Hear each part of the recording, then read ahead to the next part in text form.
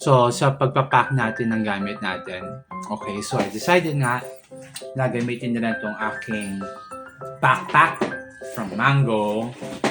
Okay, so, una natin ilalagay is yung ating OOTD. So, sana magkasya ito lahat. Let's see. Okay. Sumikip pa agad ah. Okay, sarap na. And then, next, natin ilalagay yung ating skincare. Ayan. Kasya naman siya. Ayan. Patak, konti, para push, para sagad. Ayan, sagad. Okay. Next natin is yung ating plancha. Okay, then yung ating underwear. Yung ating makeup kit. Siyempre, ating eyewear. And then we have also our extra bag. Then, yung mga charger. And last is yung, kasi puno na siya, yung ating mga pang-vlogging set. Okay. So, ito lang ang kasya sa ating backpack. Okay. Then, tignan natin kung ilang kilos abutin ito, kung papasok ba siya 77 kilos.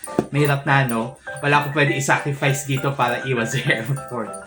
Okay, then, meron na siyang strap. Okay. So, kailangan a little push. Okay. Para matanggal yung air, especially sa mga damit. Yan. And then, pwede itong, oops. Para masagad natin yung ating, wait. Inayos ko eh. Para ma-adjust. Na-adjustan po natin. Okay. Para mag-abot silang dalawa. Ayan. Abot naman to. Ayun! Successful! Okay. So, ito yung ating first bag. Okay. So, check natin to kung abutin ba ng ilang kilo. And then, yung question of sa ko ilalagay yung mga fin. Okay. Yung aking metal na Hydromox. So, I have an extra mesh bag here. Okay. And then, ito yung ating fin. Okay. Actually, itong fin na to, kasi magaan lang din naman siya. Even the Hydromox is magaan lang talaga to. So, it will add not too much weight. Tapos, yung ating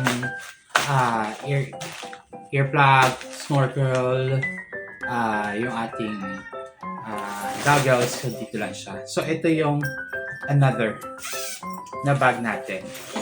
Okay, so magaan lang to. So, mas mabigat tong isa. So, check natin kung ilang kilo itong dalawa na to. So, kailangan target natin 7 kilos lang.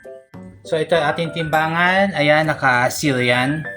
Okay, so una natin ilalagay yung ating bag.